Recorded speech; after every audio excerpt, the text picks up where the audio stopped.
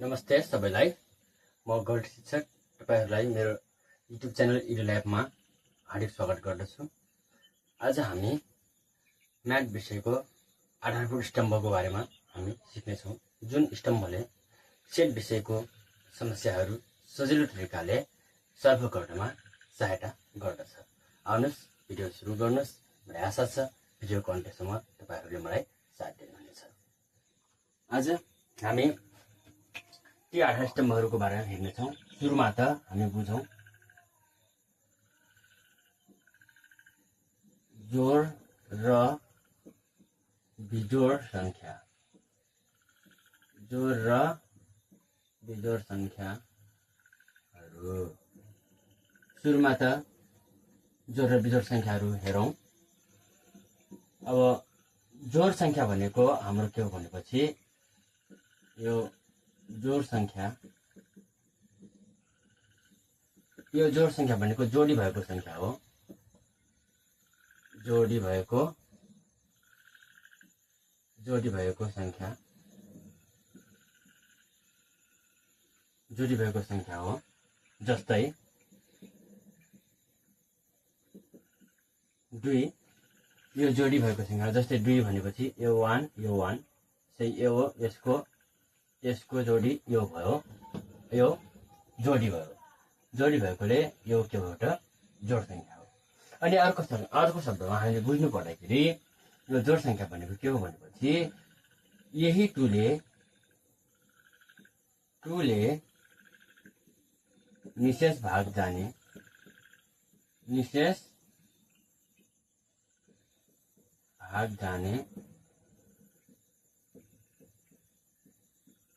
संख्यालाई, 2 ले निशेष भाग जाने संख्यालाई जोड संख्या भनिन्छ। जोड संख्या भनिन्छ। यो बुझ्नु पर्यो। हामीले जोड संख्या बुझ्दाखेरि 2 ले निशेष भाग जाने संख्यालाई जोड संख्या भनिन्छ भनेर बुझ्नुपर्छ। अब उदाहरणको लागि अब संख्यात्मक उदाहरण दिन सक्छौँ हामीले। जस्तै 2 भयो, 4 भयो, 6 भयो, 8 भयो, 10 भयो। यसरी हामीले जोड संख्या लिन सक्छौँ। यो 2 ले निशेष भाग जाने संख्याहरू हुन्। अब यस्तै गरी अर्को छ बिजोड संख्या। अर्को छ बिजोड संख्या। यो बिजोड संख्या भनेको जोडी नभएको संख्या हो। जोडी नभएको संख्या, जोडी नभएको संख्या हामी यो बुझ्छौँ। जस्तै 3।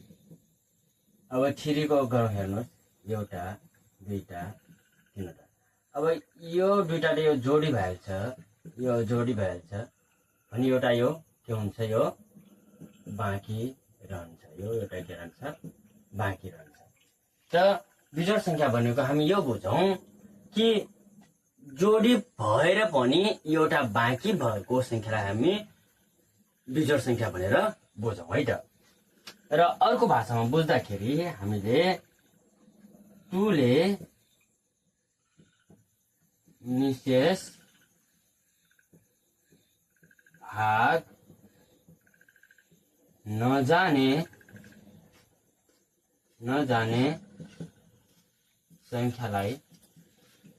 संख्यालाई बिजोड संख्या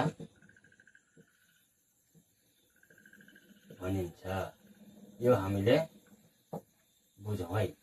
यो निशेष भाग नजाने संख्यालाई हामी बिजोड संख्या भन्छौँ।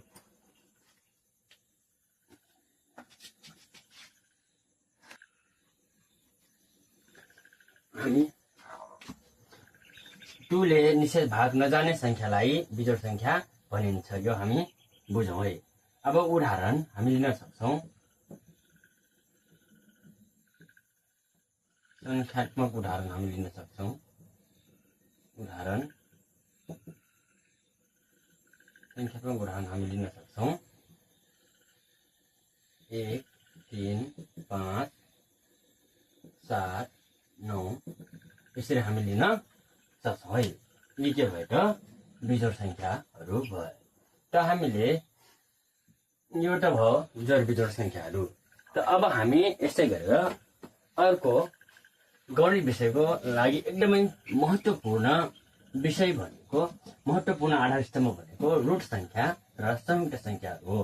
त्यो रुट संख्या र संयुक्त संख्याको बारेमा अब हामी अगाडि जान्नेछौँ।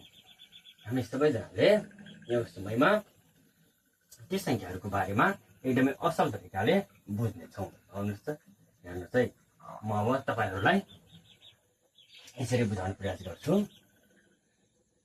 अब रुट र संयुक्त संख्याहरू, रुट र संयुक्त संख्याहरू। अब हेर्नुहोस्, सुरुमा लिउँ रुट संख्या। रुट संख्या, यो रुट संख्या भनेको के हो भनेपछि 1 र स्वयं आफूले मात्र भाग जाने संख्यालाई हामी के भन्छौँ? रुट संख्या भनेर भन्छौँ है। यहाँ लेख्छौँ 1 र स्वयं आफैबाट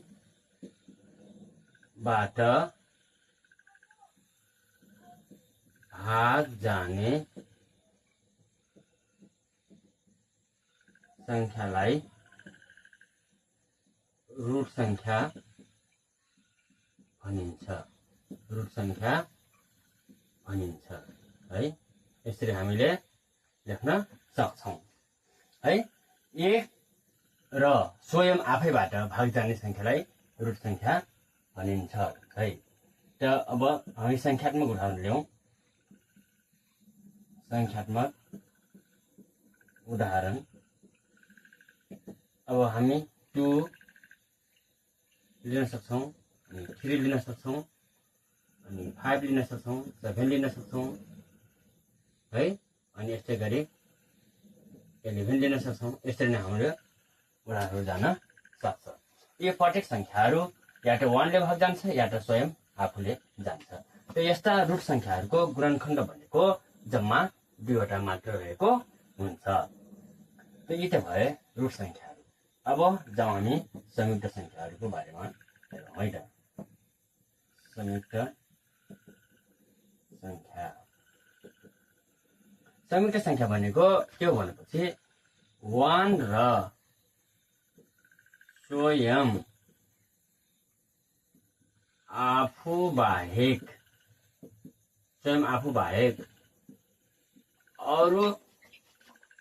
अरू संख्याले समेत भाग जाने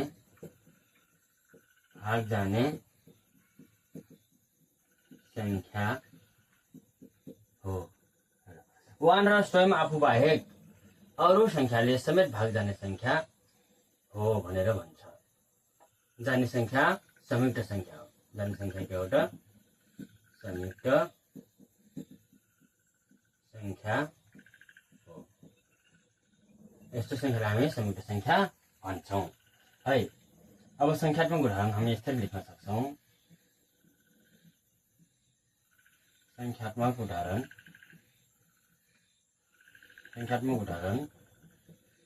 अब हामीले 4 लाई लिन सक्छौँ, 6 लाई लिन सक्छौँ, 8 लाई लिन सक्छौँ, 9 लाई लिन सक्छौँ, 10 लाई लिन सक्छौँ। यसरी हामीले अरू धेरै पनि लिन सक्छौँ। यी संख्याहरू, प्रत्येक संख्याहरू 1 ले पनि भाग जान्छ र आफू स्वयंले पनि भाग जान्छ र त्यो बाहेक अरू संख्याले पनि जान्छ। जस्तै उदाहरण दिउँ, अब 4 लाई हेरौँ त। 4 लाई हेरौँ। 1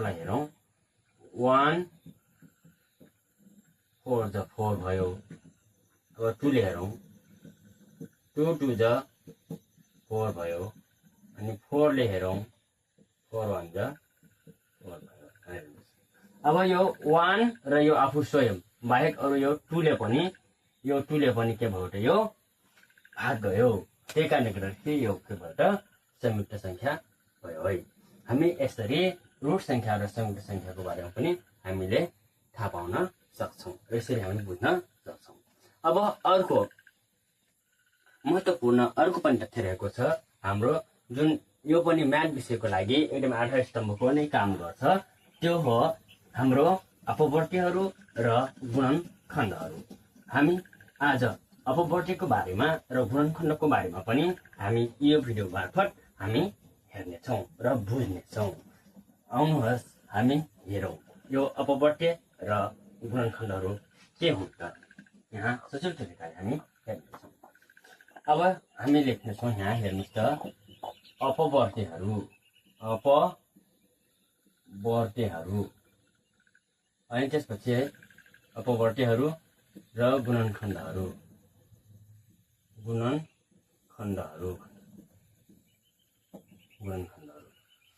त अब सुरुमा हामी हेरौँ अपवर्त्यहरू।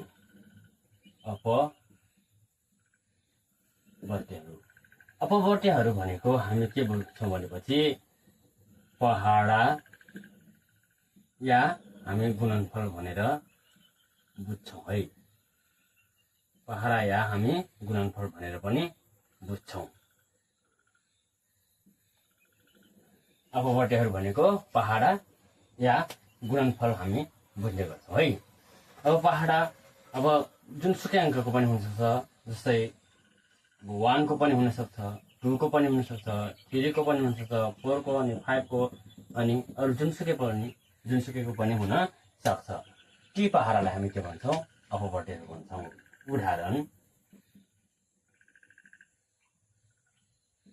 उदाहरण हेर्नुहोस्, अब 2 नै हेरौँ। 2, 4, 6, 8, 10, 12, 16, 18, 20, 22 यसरी यो 2 को टेबल गइरहन्छ। 2 को पहाडा यानि 2 को गुणनफल यसरी गइरहेको हुन्छ। त्यही यी सम्पूर्ण संख्याहरूलाई हामी के भन्छौँ? 2 को अपवर्त्यहरू भनेर भन्छौँ। यो 2 को अपवर्त्यहरू भनेर हामी यसरी भन्न सक्छौँ। त अब आयो गुणनखण्डहरू।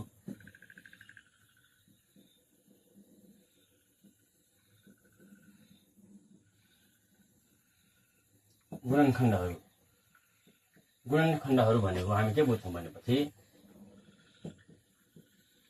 टुक्रा बनाउने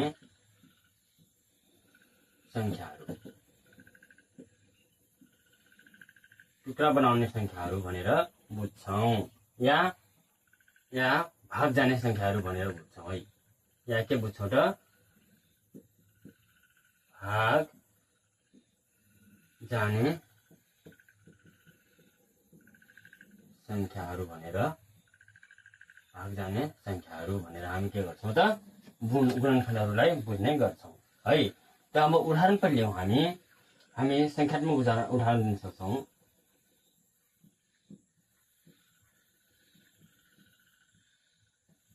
संख्यात्मक उदाहरण हेरौँ त। अब 8 लाई लियौँ।